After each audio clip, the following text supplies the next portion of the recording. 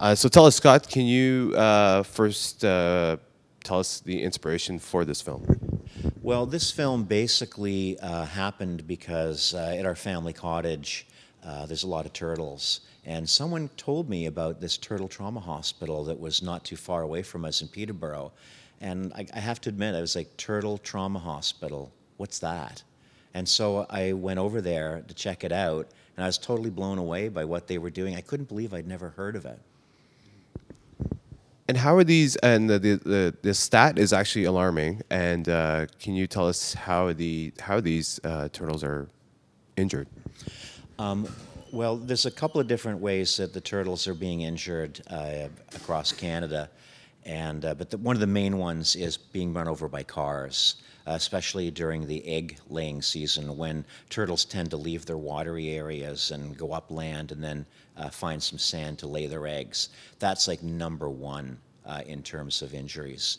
But there's also injuries from boats. There's animal attacks, there's malicious humans, and there's just a general encroachment on turtle habitat, and that affects them as well. I should say too, is that it's not just running over turtles. Like turtles are crossing highways. So look at it this way. Turtles have been around doing basically the same thing and going on the same routes for hundreds of thousands of years.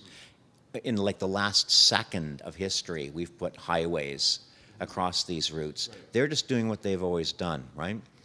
And so they're not only being injured because they're being hit by cars as they cross the roads, but they have natural defense mechanisms that when they're threatened, they retreat into their shell, and that means that they raise their heads. So if someone tries to avoid hitting a turtle and tries to line it up and not hit them, they actually can still end up injuring the turtle because it'll try and jump back into its shell and hit the underside of the car. So it's quite dangerous, them going to their egg-laying grounds. In this film, you kind of show it that the turtles have a lot of importance to the ecology of their surroundings, their habitats, very similar to like a shark. So, can you explain, like, there's still a mystery that lies behind the actual turtle itself? Well, the film doesn't get into math, but in a way, the film actually is about math. So, in a perfect world where humans don't exist and turtles just do what they do, the odds of them surviving to adulthood are still very small because turtles are a very important part of the food web. A lot of turtles get eaten by other creatures as part of the food web process. So if turtles decline in numbers, it affects not only the turtle world, but it affects all the other animals that eat them.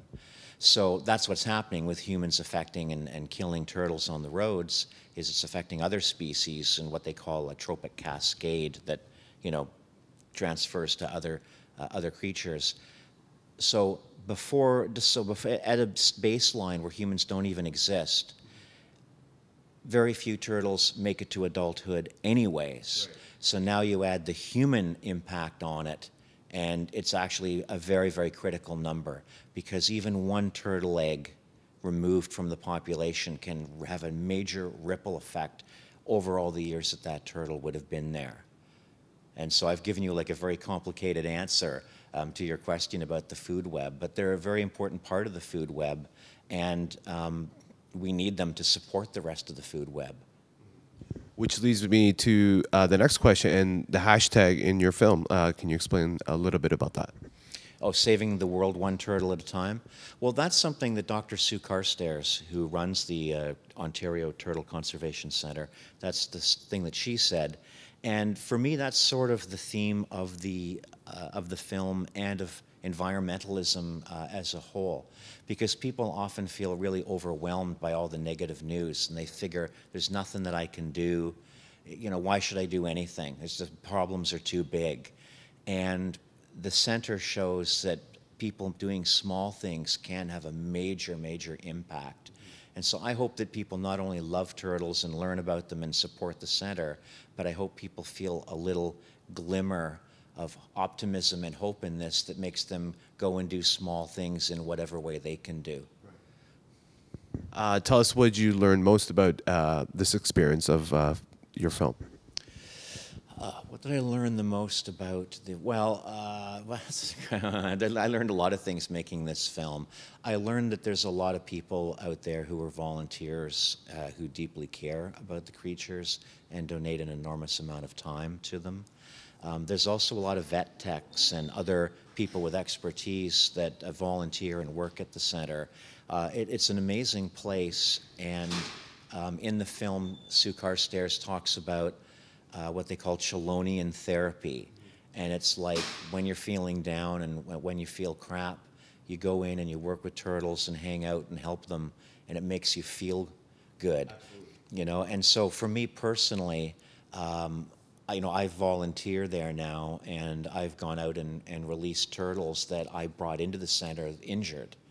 And I have to tell you, there's something about returning a creature that you thought was not going to make it, and nursing it and bringing it, back to health, and then releasing it back. And they release them within, I think, about a kilometer of where they're found. So it's back to where it comes from. It's a feeling that gives you hope and makes you feel really great. Mm-hmm. And so it's not a learning thing, but it's an emotional learning thing. I think that was the biggest impact for me, was that feeling of making a difference. How does it feel to have your film here at Planet in Focus? Well, I'm actually really excited to be here at Planet in Focus because it's actually the debut in Toronto for the film, and I'm a Toronto kid, so that's really cool. And this festival's been very good to me over the years, and I love the fact that they don't have 800 films, that the festival is a small number of highly curated, really good quality films that are put together with themes that create discussion in between the films, between filmmakers and film goers. So I think intellectually it's a very strong film festival, and so I'm super happy to be here. Well, thank you so much for your time, and good luck with your film. Thank you for the time.